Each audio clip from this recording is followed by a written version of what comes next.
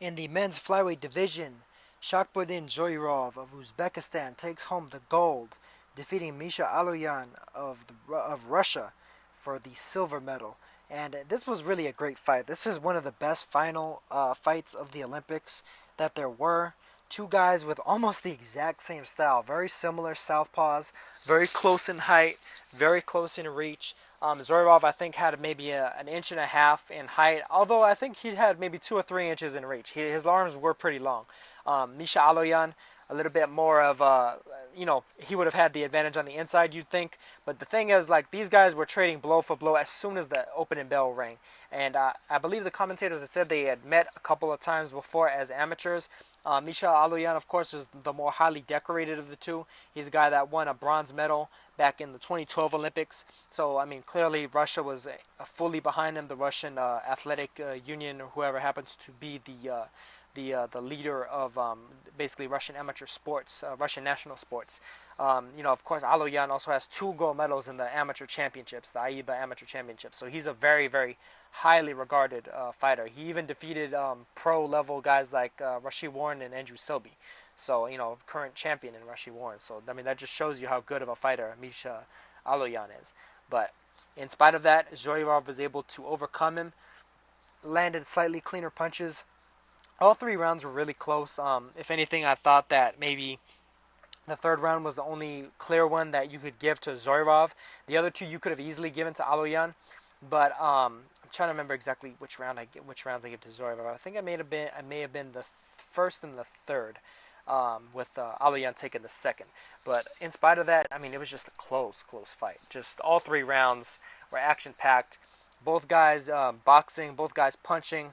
I think Zoirov's technique was a little bit better. I think the height advantage, even in spite of the fact that Aloyan was largely negating it, I think it allowed Zoirov to get just a little bit more leverage on his punches, and he was able to hurt Aloyan a little bit more with his punches than Aloyan was able to do to Zoirov. I never really saw Zoirov getting stunned or hurt by any of Aloyan's punches, but there were a couple where Zoirov landed a good one, and you could see an immediate reaction on Aloyan's face. Of course, one of the perks of the fact that they took away the headgear this year, you could really see the expressions on the faces and who's really landing hard and who's actually getting hurt by some of these shots. So Zoirov did just an excellent job winning the gold. Absolutely deserved it. And I mean, honestly, I thought he defeated a very impressive cast, of fighters to even get to this position. I mean, he defeated Brendan Emmett Irvine of Ireland in the first round. Defeated Antonio Vargas of the United States in the round of 16 in the second round. Vargas was one of the guys that I was touting to potentially medal. These Olympics didn't work out for him. It wound up losing to the gold medalist of these Olympics. It was a pretty competitive fight, a good fight, but Zoirov definitely deserved the decision. Zoirov then went on to defeat Elvin Mamishzada of Azerbaijan, another clear-cut victory for Zoirov, a really impressive one, and then defeated in the semifinals Joel Segundo Finol of Venezuela. And Finol, I think, is potentially one of the guys to really look out for in the pro ranks. I think at flyweight or light flyweight, Joel Finol could potentially be a world champion within 2 or 3 years. He's a really impressive fighter, has incredible tools at his disposal, good boxer puncher, very quick, slick, a southpaw, and really great skills for a fighter as young as he is, because I think he's only 19. But Finol winds up taking home a bronze. Zoirov, of course, went on to defeat Misha Aloyan after that to win the gold medal. Misha Aloyan, in the course of getting to where he was, of course, he was actually one of the favorites to potentially medal. I think Sports Illustrated may have even picked him as the favorite or the second favorite, like number 2, to get the gold medal. But incidentally, he had, of course, because he was so highly ranked, he had a first-round bye, defeated Eli Conqui of France in the second round of 16 with ease. He was able to defeat him cleanly and clearly. Defeated David Seber Avila of Colombia, or Seber David Avila of Colombia, in the round of 8 in the quarterfinals. In a good fight. Avila was another fighter that I thought is a really good fighter, and a fighter that I could potentially see turning pro very soon, similar to Finol, and potentially doing some pretty good things.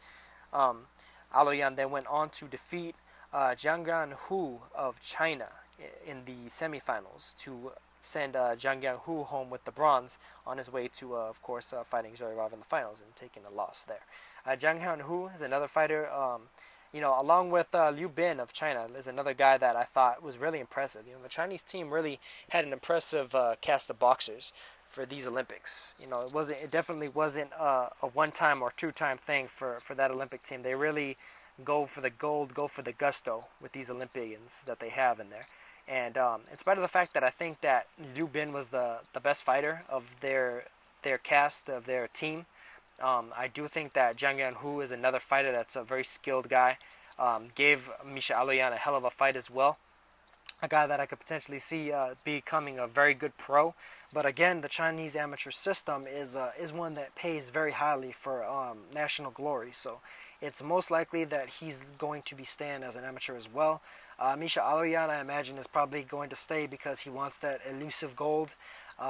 Zoirov, I would have originally thought may stay as an amateur, but considering the fact that his countryman Hassanboy Duzmatov at light flyweight, the gold medalist for the light flyweight division, just signed a promotional deal with a South African promoter, Golden Gloves Boxing.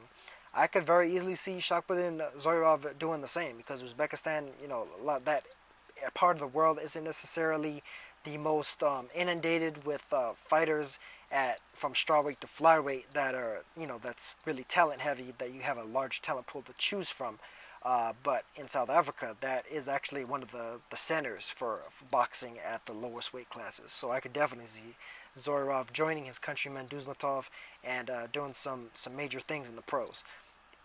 Let's see, who else is there? Yeah, I already mentioned Yoel Finol, I think very highly of him. Of course, Antonio Vargas, just like any of the other American Olympians, is likely to turn pro very soon and try to do some things. Muhammad Ali of Great Britain, one of the fighters that Yoel Finol defeated on his way to Olympic bronze, is likely to turn pro as well as Mexico's Elias Emigdio, who lost to the aforementioned Saber David Avila. He's another fighter. Mexico isn't traditionally even known for amateur fighters, so it's likely that he'll be turning pro.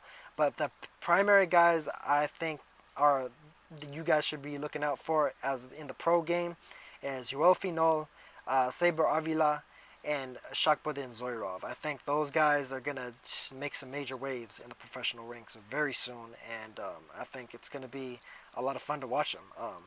Zhang Yanhu as well, if he happens to turn pro, but I really don't think that's going to happen. I think he's probably going to be it's going to be more worth his while to try and get a gold for China in 2020. But that's it for me on this one, you guys. That's it for the men's flyweight division, 52 kilograms, about 114.5 pounds. And I'll catch you guys in the next one. Peace.